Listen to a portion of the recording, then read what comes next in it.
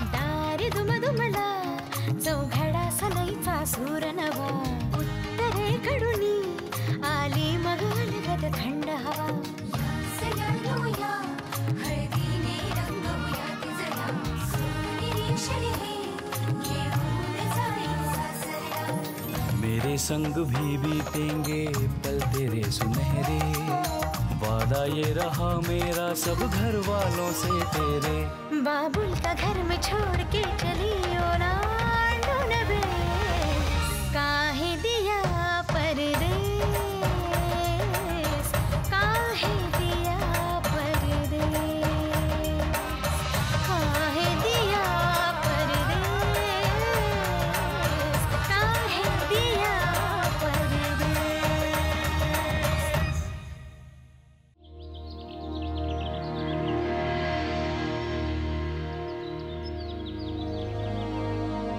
आई अगं ते मी करते. हे असू दे असू दे.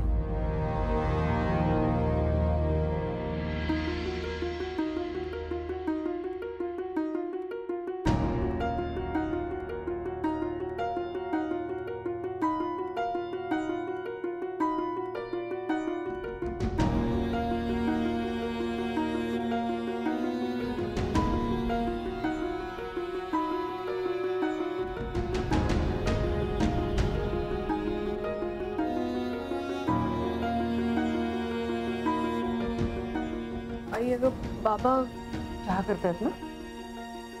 मी करून देते. नको राहू दे. ते करू देणार नाहीये. रागवलेले आहेत ना? अगं आई पण मी झाला तेवढा तमाशा खूप झाला गौरी.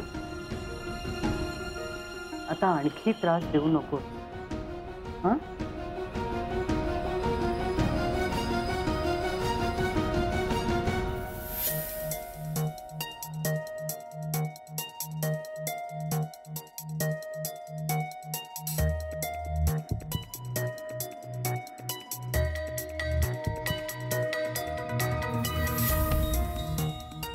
बाबा मी करून दिला असताना चहा.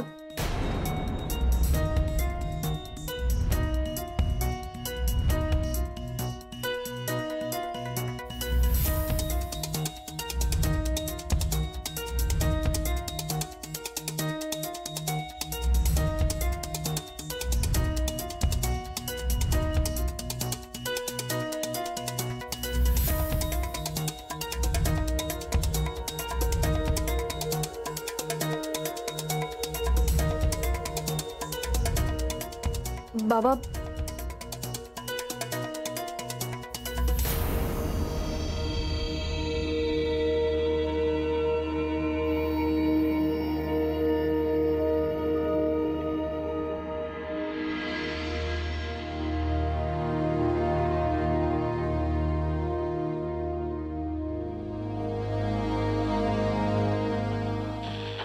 खरखरतो नुसता डोक्याला ताप झालाय रेडिओ. बाबा सगळंच बिघडलंय. काही दुरुस्त होऊ शकत नाही घरात. हो काही दुरुस्त होऊ शकत नाही आता.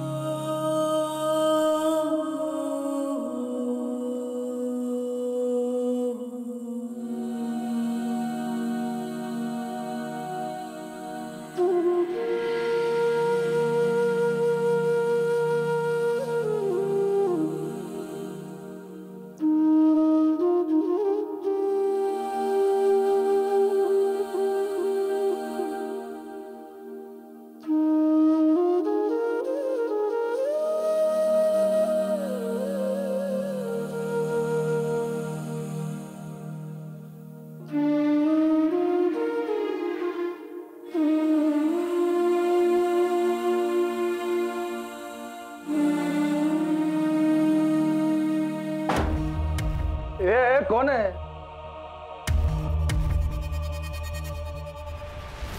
ये शिव, ये गौरीच्या दार वाजला काय? यार मी घाबरून उठला. क्या सकाळी सकाळी एक्सरसाइज? अरे माझ्या अंगात अजून दुखताय. ये क्या रे? एक सेकंड, ये खून निकल रहा है क्या? अरे शिव, अरे यहाँ से खून निकल रहा है. अरे अरे मेरे भाई रुक जा, ये रक्त येते बघ, खून येते तुझे. अरे शिव, अरे कोणाच्या रग काढतो स्वतःवरती? ए शिव, अरे देख तुम्ही अपनी दोस्ती की कसम है. अरे कसम देऊन पण थांबत नाही है. अरे अम्मा, अम्मा ये शिव देखो क्या कर रहा है. क्या हुआ वेणु, क्यों चिल्ला रहे हो? देखो ना ये खून निकल रहा है, रुक नहीं रहा है ये. मुन्ना, अरे मुन्ना क्या कर रहे हो तुम? हाँ मुन्ना, अरे मुन्ना तुम्हें कुछ हो जाएगा. ये क्या पागलपन है? मुन्ना रुको, मुन्ना हम कह रहे हैं ना रुको. अरे शिव ते अम्माचं तरी ऐक रे बाबा, प्लीज थांब. देखो मुन्ना, गलत बात पे जिद कर रहे हो तुम. मुन्ना अपने आप को क्यों तकलीफ दे रहे हो तुम? हैं मुन्ना, सुन रहे हो तुम? मुन्ना, मुन्ना तुम्हें अपनी अम्मा की कसम है.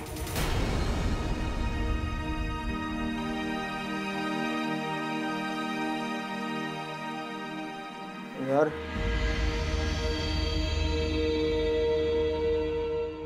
क्या किया मुन्ना? है जख्म सूख रहा था, ये देखो देखो खून बह रहा है इसमें से. अम्मा मैं पट्टी लेकर आता हूँ अभी. हाँ हाँ, क्या कर रहे थे मुन्ना तुम? क्या हो गया है तुमको? बेनू जल्दी लेकर आओ पट्टी. हम तुम्हारी पट्टी बदल देते हैं मुन्ना.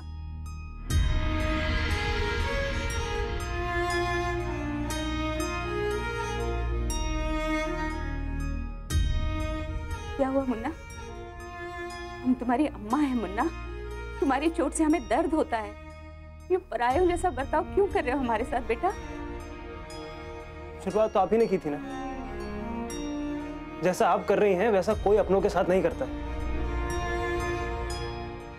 मुन्ना हम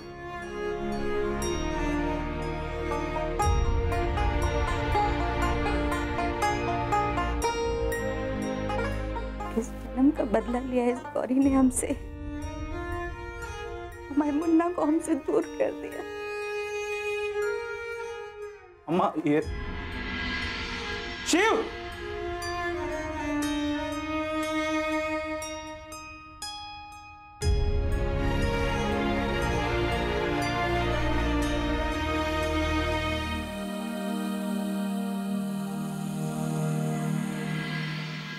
विश्वासघात केलास तू, लक्षात ठेव माझा.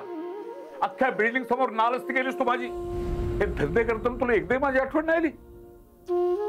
माझ्या प्रेमाची ही किंमत केलीस तू. अगं मायनं भरवलेल्या घासाची परतफेड तू बापाच्या तोंडात शेण घालून केलीस. आजपासून सगळे संबंध संपले.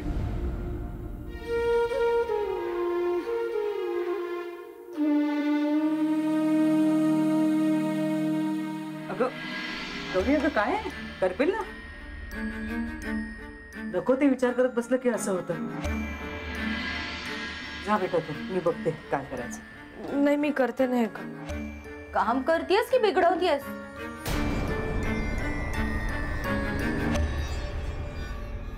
किती विश्वास होता आई बाबांचा तुझ्यावर. सगळ्याची माती केली. तुला माहितीये, घराच्या बाहेर पडलो ना की आम्हाला पाहून लोक कुजबुजतात. ती बघा गौरीची वहिनी जातीये. गौरी हो, जिचं त्या बनारसच्या मुलाबरोबर लफडं आहे ती. वहिनी लफडं म्हणू नकोस. का राग आला? मग काय बोलू? प्रेम एक दूजे केले की काय? इतकं प्रेम होतं ना तर पळून जायचं ना. नाहीतरी व्हायचा तो त्रास भोगतोच होता मी. वहिनी मी असं कधीच केलं नसतं. अच्छा, नसतं केलं? अगं मग दही हंडीला सगळ्यांच्या समोर आणि बाबांच्या समोर तुझ्या प्रेमाचा जो सीन दाखवलास तेव्हा नाही लाज वाटली तुला? तेव्हा नाही केलास तू बाबांचा विचार? काय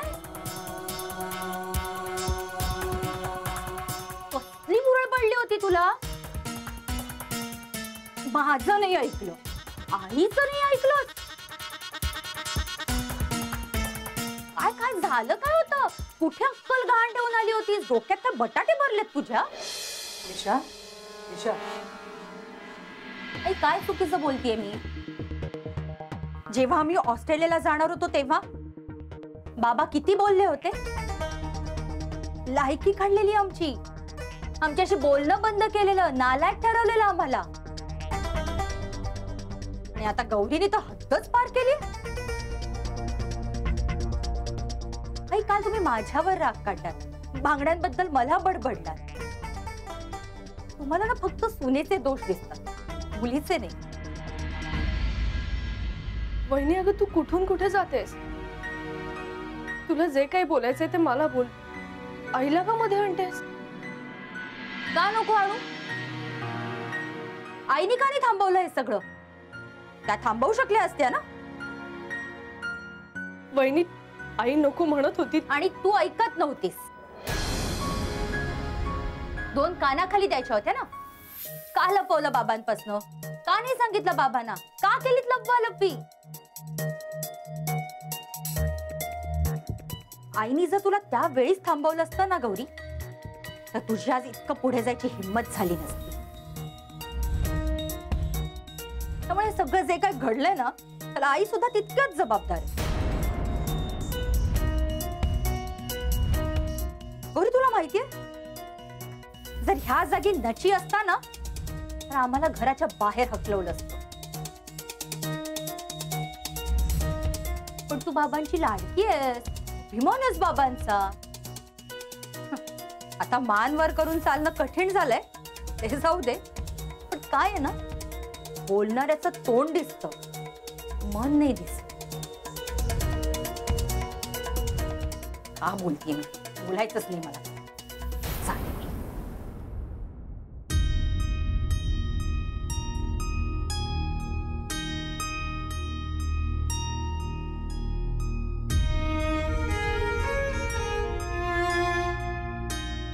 आई अगं वहिनी सगळं चुकीचं बोलत होती आणि तू ऐकून घेतलंस.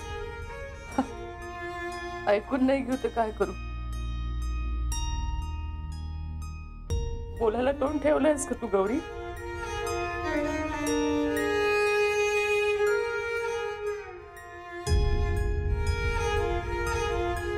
माझ्यामुळे आईला शिक्षा भोगावी लागते. मला बाबांशी बोलायलाच हवं, त्यांना समजवायलाच हवं.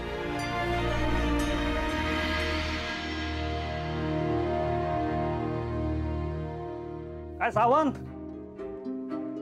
नशीब काढला हा मुलीने तुमच्या. आता तुम्हीही जास्त ताणू नका, द्या लग्न लावून. अहो काय करणार? बाकी तुमची गौरी मात्र साधी भोळी वाटायची बर का, पण ताकाच तूर लागू दिला नाही. पण तुम्हीही बरं केलं. परप्रांतीयांबद्दलचा तुमचा विरोध तुम्ही अगदी संपवलात.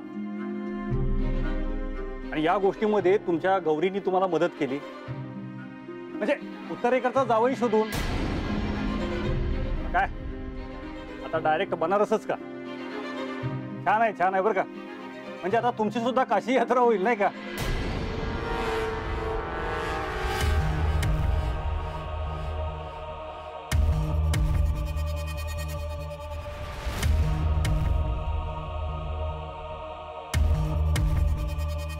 अरे सांगितलं तुम्हाला. अरे किती वेळ तुम्ही लावताय हा?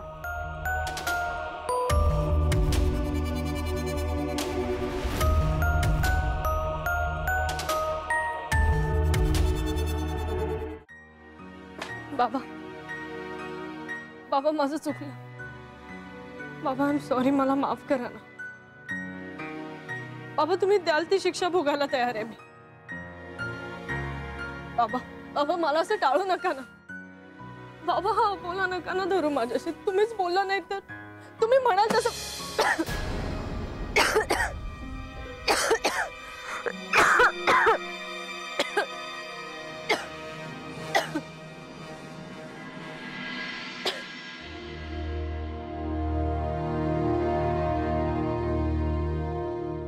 बाबा मला कळतंय या सगळ्याचा तुम्हालाही खूप त्रास होतो.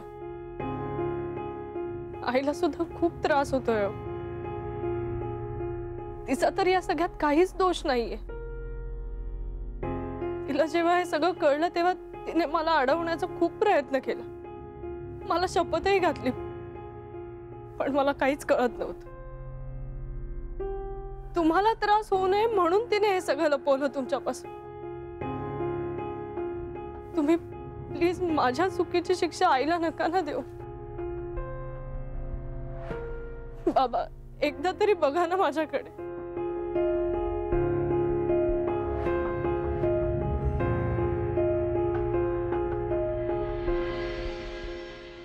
काका काका, एक गोष्टीचं पुस्तक द्या ना. तसा पण एक गोष्ट सांगतो.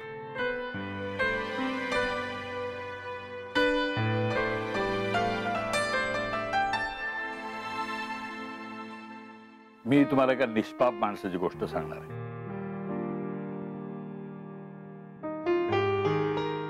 तो अतिशय प्रेमळ होता, सरळ साधा, समजायला सोपा, तत्वावर जगायचा. त्याच्यामध्ये काही अवगुणही होते.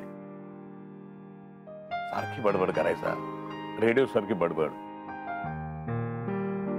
लोकांना कंटाळा येईपर्यंत बडबडायचं. लोक त्याच्यापासून दूर पळायचे. शेवटी देवाला त्याची दया आली. देवानं त्याला एक बाहुली बक्षीस दिली. गोरी गोरी पान, नाजूक, सतत हसायची, लाजळूच्या झाडासारखी लाजरी. आणि त्याला खूप आनंद झाला, त्या माणसाला खूप आनंद झाला. तो तिला जीवापलीकडे जपू लागला. तिची वेणी घालायचा, त्याला खाऊ पिऊ घालायचा, घास भरवायचा. ती सुद्धा तो म्हणाल तसं करायची. तो ठरवायचा आज कुठला गणवेश घालायचा, कुठे जायचं, कसं जायचं, आणि ती त्याप्रमाणे करायची. असेच दिवस चालले होते. तिला त्रास होत होता. त्याची बंधनं तिला नको होती. सुटायचं होतं, उडायचं होतं हवेत. तेव्हाच तिच्या आयुष्यात एक बाहुला आला. त्या बाहुल्यानी तिला नवीन पंख दिले. बाहुलीची परी झाली. परी उडायला लागली. काका, मग ती त्या माणसाला सोडून उडून गेली? अरे, तो माणूस तिला त्याच्या मनासारखा वागवत होता ना. काका, तो माणूस राक्षस होता? हो, राक्षस होता. मग जेव्हा बाहुली मोठी झाली तेव्हा तिला कळलं असेल की तो माणूस साधा नाही, राक्षस आहे. ती बाहुली त्या राक्षसाला घाबरायला लागली. त्या बाहुलीने पंख दिले होते ना तिला, त्यामुळे त्या माणसापासून खूप दूर जायला लागली, खूप दूर. सावली सारखी ती बाहुली त्याच्याबरोबर असायची. ती त्याच्यापासून इतकी दूर गेली की सावली नाहीशी झाली. बाबा एकटा पडला. बाबा नाही, तो राक्षस. काका, तो बावला त्या राक्षसाला मारतो.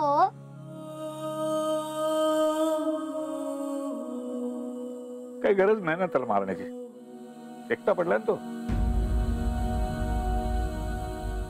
तो आपोआपच मारणार. नाहीतरी त्यांनी जगायचं कोणासाठी?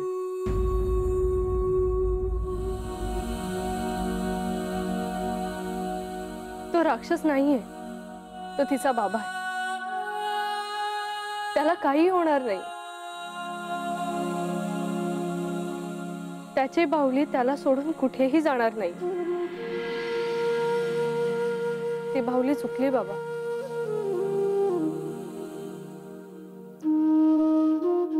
त्या पंखांना भुलली ती.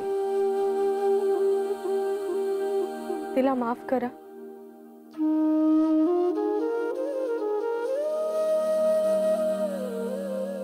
बाबा प्लीज.